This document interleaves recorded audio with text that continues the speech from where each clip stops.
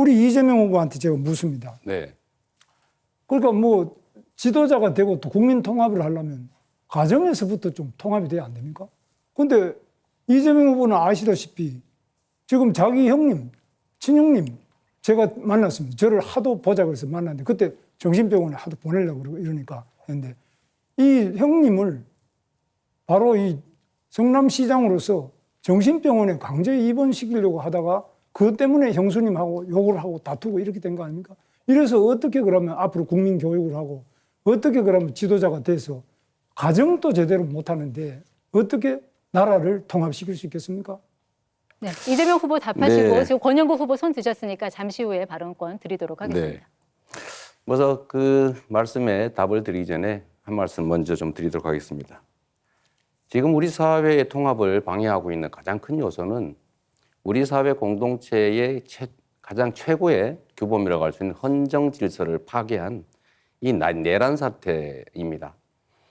헌법을 무시하고 국민의 인권을 말살하고 장기 집권을 군정을 하려고 했던 이 시도에 대해서 우리가 명확하게 진상을 규명하고 책임을 묻지 않으면 이런 일이 다시 또 계속될 것입니다. 아마 김문수 후보가 소속한 국민의힘 또 김문수 후보도 탄핵에 대체적으로 반대하는 또 윤석열 내란 수계를 비호하는 그런 입장을 가지고 계신 것 같아요. 어쨌든 이 문제에 대해서는 우리 국민들께서 명확하게 좀 책임을 물어야 된다. 그것이 바로 이번 6월 3일 선거다. 김문수 후보 역시 그 책임에서 결코 자유롭지 않다라는 점을 우리 국민들께서 기억해 주시고 심판해 주시기를 부탁드립니다. 네, 이번에는 권영국 후보. 네, 아니요. 말씀하신 것에 대해서 간단한 답을 좀 드리면 저희 집안 내 내밀한 문제, 우리 어머니에게 우리 형님이 그 폭언을 해서 그런 말을 할 수 있냐라고 제가 따진 게 이제 문제가 됐는데 뭐 그 점은 제 소양의 부족 또 수양의 부족으로 제가 사과 말씀을 다시 드립니다. 그러나 김문수 후보는 이런 말을 할 자격이 없죠. 이건 우리 집안 내의 내밀한 사적 문제인데 굳이 따지자면 본인은 갑질을 하지 않습니까? 그 소방관한테 전화해서 나 김문수인데 뭐 어쩌라는 거예요? 그렇게 권력을 남용하면 안 된다는 말씀을 드리면서 제가 김문수 후보한테 이거 질문 한번 드리고 싶어요. 아니 그 제가 아니 잠깐만요. 지금 제가 하고 있는 거 아닙니까? 아닙니다. 제가 주도권 아닙니까? 아닙니다. 이거 시간 총량제 좀 알고 토론이라서 하세요. 시간 총량. 주도권 토론은 잠시 후에 있습니다. 네. 제가 질문 하나 드릴게요. 지금 내란 수계 윤석열 전 대통령에 대해서 계속 비호하는 입장을 가지고 있는데 이 단절할 생각 혹시 없는지 그리고 지금 정광훈 목사를 비롯한 극우 세력들과 여전히 깊은 관계를 맺고 있어 보이는데 최소한 그걸 단절해야 정상적인 민주공화국의 대통령이 될 수 있을 거라고 생각합니다. 정광훈 같은 극우 세력과 단절할 생각은 없는지 이 두 가지를 좀 묻고 싶어요. 제가 거꾸로 묻습니다. 이재명 후보는 진보당하고 같이 연합 공천을 해가지고 울산 북구에도 국회의원 당선시켰죠. 진보당의 이석기 바로 통진당 후예 아닙니까? 그러면 그건 내란이지. 지금 현재 국민의힘이 뭐 어디 누구하고 연대를 해가지고 의석을 나눠줬습니까? 국민의힘이 어떤 내란 세력하고 어떻게 했다는 건지 그런 부분에 대해서는 정말 자기 자신을 먼저 돌아봐야 된다. 알겠습니다. 우리 민주당이 바로 통진당의 후에 진보당에게 국회 의석을 울산 북구를 내줬지 않습니까? 그러면은 그 사람들이 지금 하는 게 뭡니까? 완전히 지금 북한을 옹호하고 이렇게 하고 있는데 거기에 대해서 또 대한민국을 전복하려고 하는데 이거에 대해서 답변을 해보세요.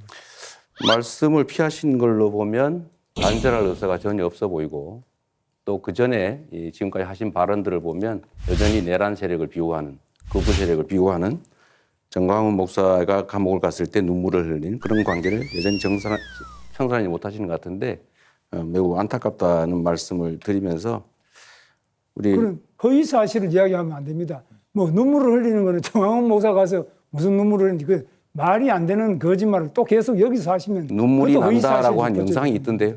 그러니까 이거는 허위 사실 유포죄로 또 지금 다시 지금 그 걸리면은 아주 누범, 재범, 뭐 개전의 그 여지가 없습니다. 예. 네. 사실 그 부분 지출이 너무 많기 때문에 그 부분에 대한 통제들을 좀 하면 상당 정도의 재정 절감이 가능하지 않을까 그렇게 생각합니다. 그렇게 해서 보통 줄일 수 있는 게 2조 원 정도, 3조 원 정도로 얘기합니다. 의료 쇼핑이라 얘기하시는 거는 뭐 365일 중에 366번 이상 외래 진료를 가는 분들이든지 이런 분들을 말씀하시는 것 같고 그분들은 이미 제도가 개정되어서 자부담률이 90%까지 올라가는 상황입니다. 그러니까 그런 거 말고 현실적인 재정 대책 있으십니까? 그게 제일 크다고 생각해요. 2, 3조 규모라니까요. 그거라도 크지 않습니까? 15조 하신다면서요 방금 전에. 내가 언제 15조 한다고 했어요? 본인이 그렇게 주장하시죠. 간병비 몇 프로까지 그럼 지원하실 예정입니까? 자, 이 이준석 후보의 특성이 그런 것인 것 같은데 상대가 하지도 않은 말을 한 걸로 전제를 해가지고 15조는 본인이 주장한 거죠. 저는 그중에 일부를 절감하고 필요한 범위 내에서 가능한 범위 내에서 하겠다고 말씀드렸는데 15조를 어떻게 마련하겠냐 이렇게 말하면 안 되는 거죠. 그러면 마이너스 30조인데 잠깐만요. 어디가 여유라는 것이 잠깐만, 한번 시간- 설명해 주셔야죠. 예. 그럼 다시 30조 쓸까요? 아니요. 제가 계속 보충하는 겁니다. 이거는. 이 규칙을 좀 지키시는 게 중요하잖아요. 가능하면. 얘기하십시오. 그 시간이 끝나버렸네. 네, 계속 말씀하시면 됩니다. 네. 네. 네. 이 정치적 입장이 다른 사람들끼리의 대화는 양보하고 조정하고 타협을 하는 과정인데 상대가 하는 말들을 왜곡하거나 특정 부분을 빼가지고 짜집기를 하거나 이렇게 해버리면 그거는 대화를 하는 게 아니라 사실 시비를 건다고 하죠. 그러니까 그런 것들은 좀 안 하시면 좋겠고 저는 건보 재정이 매우 어렵다. 저 앞으로도 어떻게 될지 모른다고 하지만 저는 그 낭비적 요인들을 최대한 찾아내는데 그중에 제일 중요한 게 아까 그 문제를 지적을 했던 겁니다. 그게 15조라고 단정하시면 안 되죠. 어떻게 15조를 만들래? 이렇게 말씀하시는 것은 좀 적절치 않은 것 같아요. 우리 이준석 후보는 언제나 그러신 것 같아요. 뭐 문제 지적을 예를 들면 과잉되게 아니면 왜곡되게 지적을 막 하는데 본인이 생각하는 대안은 뭔지 먼저 한번 말씀해 보시죠. 예를 들면 어떻게 하면 의료비를 절감할 수 있고 의료 건강보험료는 안 올리는 게 바람직하지만 필요할 경우는 올리는 제 경우도 질문인데 있겠죠. 제 주도권 아니, 이제 질문인데 왜- 자, 이준석 후보 1분 41초 남았는데 한 후보에게만 아니, 질문하셨던 점 예, 근데 다시 제 한번 말- 말씀드리겠습니다. 말씀드릴 왜- 때 시간 정해진 건 좀 지켜주시는 게 좋지 않아요? 아니, 좀 사회자 개입하지 않았습니까? 아니 30초가 남았잖아요. 예. 저한테 질문을 역으로 하시면 안 되는 겁니다. 원래 룰상. 질문도 답의 일부예요. 네, 답변 계속하시면 됩니다. 그래서 이 토론이 쉽지가 않네요. 그 중간에 좀 안 끼어들면 좋겠어요. 말을. 본인은 어떻게 의료비를 절감하시겠습니까? 저는 과감하게 의료 혜택 중에서 과학적인 그런 어떤 효과가 입증되지 않은 것들은 줄여야 되고요. 그리고 우리가 메르스라든지 어떤 아니면 겁니까? 코로나를 겪으면서 결국에는 진료비가 이제 과다하게 늘어난 부분에 대해서는 감축을 해야 된다. 예를 들어서 문재인 케어를 통해 가지고 대한민국이 지금 전 세계에서 MRI를 가장 많이 찍는 나라가 됐습니다. 저는 그런 부분에 대해서 국민들께 솔직하게 얘기하고 간병비가 더 중요하기 때문에 한번 이건 삭감하는 것을 이야기해 봅시다. 이렇게 해야 되는 것인데 이재명 후보는 이런 삭감이나 이런 것에 대해서는 말하는 걸 주저하시고 알겠습니다. 뭐 더 주겠다 이런 말씀하시는 게 바로 차베스 같은 겁니다. 어쨌든 제가 이런 지적은 가능하면 안 하려고 하는데 그 혹시 밥 맥티어라고 아세요? 모르겠습니다. 모르시죠? 네. 루카스 차이제 모르시죠? 호텔 경제학의 그 원전이라는 한국은행에서 5만 원을 쓰는 법 이거 저 그림표 있는 거 보셨어요? 그거는 호텔 취소하고 보셨어요? 이런 게 없지 않습니까? 아니, 그래서 보셨어요? 그거 찾아내느라 고생하셨는데 전혀 다른 얘기입니다. 자, 이 밥 맥티어나 아니면 이거 미하일 슈미츠 살로몬, 루카스 차이제 이런 사람들이 그 $100 이야기라고 인터넷에 치면 많이 나와요. 근데 거기에 똑같은 얘기가 나옵니다. 호텔에 누군가 투숙을 하려고 했는데 그 돈으로 $100 또는 100유로로 옆에 이렇게 돌다가 결국 돈이 돌아왔는데 그 고객이 갔다. 그러나 이런 경우에도 돈의 순환이라는 효과로 외부에서 꼭 자금이 들어오지 않아도 경제가 순환이 될 수가 있다. 라는 이제 그 사례로 이런 걸 쓰는데 이분들이 이렇게 역사적으로 이런 예를 들 때 누구도 노쇼 경제학 뭐 이런 얘기 하지 않았다는 그 말씀을 먼저 하나 드리고요. 또 한 가지 아까 동덕여대 말씀은 제가 이렇게 정리를 좀 하고 싶습니다. 동덕여대의 그 학생들 아닙니까? 그 여성이든 남성이든 관계없죠. 학생은 학교의 당사자죠. 학교는 교육기관이에요. 이거를 형사 고발을 해가지고 법정으로 가서 막 이게 일반인들처럼 치고받고 싸우는 게 과연 바람직하냐. 흥정은 붙이고 싸우면 말리라는 얘기처럼 그거는 국회에 국회의원들이 뭐 어떻게 했는지 잘 모르겠습니다만 조정을 해서 고소 취하하게 하는 것은 바람직하다고 생각하고요. 다만 그 과정에서 뭐 위압적이거나 뭐 권력을 남용하거나 이렇게 하면 뭐 그건 안 되겠죠. 근데 그거는 저희가 확인 안 됐으니까 그렇게 말할 건 아닌 것 같습니다. 네, 지금 토론 주제는 초고령 네, 사회 대비 알겠습니다. 연금 뭔 의료 얘기를 하시는 개혁입니다. 겁니까 지금? 예. 제가 말씀 좀 드릴게요. 연금 개혁 관련해서 저는 이 연금 문제가 정말로 복잡해서 어떤 정권도 하지 않으려고 하는 일 아닙니까? 다 회피했죠. 그러나 이 완벽한 모두가 만족하는 연금 개혁안은 없지요. 저는 이준석 후보께서 뭐 이게 잘못됐다 이렇게 얘기해요. 뭐 잘못됐다고 지적할 수 있죠. 그럼 어떻게 할 수 있었느냐? 본인이 주장하는 각종 이런 제도 이런 것들을 만들어내는 것이 과연 정치적 합의를 끌어낼 수 있겠냐? 그건 본인의 주장일 가능성이 많죠. 현실을 좀 인정할 필요가 있겠다. 정치는 길을 만들어내는 거죠. 뭐 잘못됐다 비평하는 것은 그건 정치가 할 일이 아니라 그건 비평가들이 하는 거다는 말씀을 먼저 좀 드립니다. 그래서 그 얘기를 먼저 한번 해보죠. 저는 이번 연금 개혁이 모수 개혁이라도 해낸 것 자체는 안 하는 것보다 낫다고 생각해요. 안 하는 것보다는 나은 것이기 때문에 그나마 부족하지만 했어야 됐다라고 생각하고 이는 성과라고 생각합니다. 이재명 후보에게 네. 말씀드리는데 이재명 후보께서 지난 작년 1월 달에 부산에 가셔서 불행하게도 그런 어려움을 겪으셨는데요. 저도 절대 그런 일이 재발돼서는 안 된다고 생각합니다. 그런데 부산대병원의 권역외상센터가 전국 1등의 병원 아닙니까? 네. 그런데 왜 그러면은 이재명 후보 본인께서 그때 부산대병원이 전국 최고 등급의 외상센터인데 서울대병원으로 옮기셨는데 이 과정에 또 이제 헬기를 타고 오셔가지고 네. 굉장히 이게 황제 헬기 아니냐. 저 사람 대통령 되기 전에 완전히 황제 행세를 하는 거 아니냐. 네. 그리고 저렇게 좋은 지방병원을 두고 왜 그러면 서울대병원으로 가느냐. 또 본인이 또 만든 성남의료원 또 있어요. 또 거기는 안 가요. 그러니까 본인이 그렇게 자랑하고 이게 자신의 최대 치적이라고 하는 성남의료원도 안 가고 또 서울대병원은 가요. 그래서 이런 부분에 대해서 국민들이 이거 이상하다. 어떻게 좀 해명을 한번 해주시죠. 네. 뭐 이런 해명을 할 수 있는 기회를 주셔서 감사드립니다. 네. 우선은 그 성남의료원은 왜 안 가느냐. 성남의료원은 아마 혈관 수술하는 그런 인력이 없을 것 같아요. 그럼 뭐 검토를 못 해봤고요.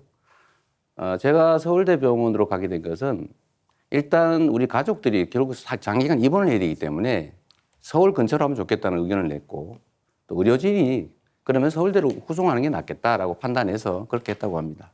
저야 뭐 그렇게 다치고 누워 있을 때니까 정확하게 잘 모르죠. 그런데 첫째는 그럼 본인이 성남의료원을 그렇게 자랑하고 이게 최대의 치적이라고 하셨거든요. 네. 그런데 거기에 본인이 거기에 오면 큰 상처는 아니고 뭐 그렇게 제가 볼 때는 그 성남의료원이 그것도 못할 정도 의료원인가. 성남의료원을 만든 그 굉장히 중요한 역할을 하신 분이 네. 그렇게 볼 때 그러면 제대로 이 성남의료원을 알고 계시는지 그거에 대해서 우선 어떻습니까? 성남의료원은 일반 병원들이 하지 않는 공공의료에 중점을 둔 병원이어서 이거는 뭐 그때 당시에 혈관 수술을 할 수 있는 역량이 있는지 제가 판단할 수 없고요. 두 번째로는 물어보지도 않으시고 잠깐 네. 네. 네, 하세요. 네, 가능한 기회를 좀 주시면 좋지 않겠습니까?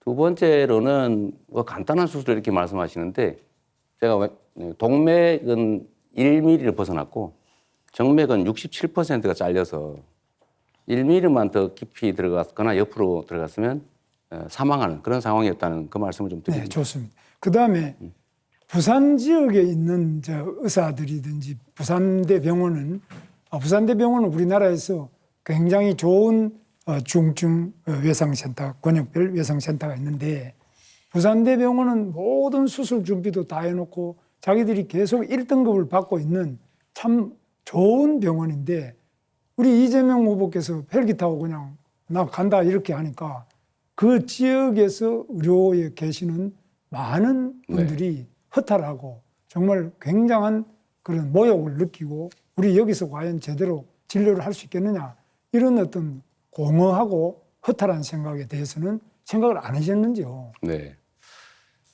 부산 시민들이나 부산 의료진들이 그런 좀 박탈감이나 소외감을 느꼈을 그 점에 대해서는 뭐 그때도 그렇고 지금도 제가 아쉽고 또 죄송스럽게 생각합니다.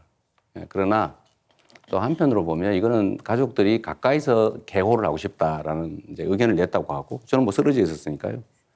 의료진들이 이건 가족들의 요구도 있고 서울대 병원으로 후송하는 게 낫겠다라고 판단했다고 하니까 그 점을 좀 이해를 해 주시면 좋겠어요. 그러면 이준수 후보님, 뭐 자료 숫자도 많이 말씀하시고 하는데 제가 좀 알아봤거든요. 말씀하시면 꼭 친중 뭐 이런 걸 걸어요. 그 중국과 뭔 관계였다고? 저는 가끔씩 그런 생각이 들어요. 이 젊으신 분인데 생각이 매우 올드하지 않냐 이런 생각이 들 때가 있습니다. 국제적인 것 같은데 매우 편협하다 이 생각이 들어요. 문제점 지적은 하는데 좀 대안이나 자기 정책을 분명하게 말씀하시는 게 좀 부족하지 않을까 그 생각이 들어요. 일단은 전에 말씀하셨던 것 중에요. 폭력 산업이 중국을 위한 거다. 폭력 산업은 이렇게 말씀하셨잖아요. 그런데 제가 알아보니까 지금 운영 중인 국내 폭력 업체가 5개인데 지난 3년간의 정부 입찰에서 선정한 10개가 있어서 15개가 있어요. 이 폭력 산업 시설 중에서 국산 터빈이 2곳이고 나머지는 국산과 유럽산이래요. 중국산은 2개밖에 없다는 거예요. 또 한 가지는 지난주에 5월 16일 가동한 5번째 신안 폭력단지 이거는 답변 시간 30초 보장해 주셔야 됩니다. 네, 그럴 겁니다. 터빈 제가 너무 웃겨야 됐군요. 자, 전체적으로 계속 이게 중국이라는 좀- 단어만 나오면 본인이 친중이 아니라고 좀 억지로 항변하시는데요. 말씀하십시오. 그럴 필요 네. 없고요.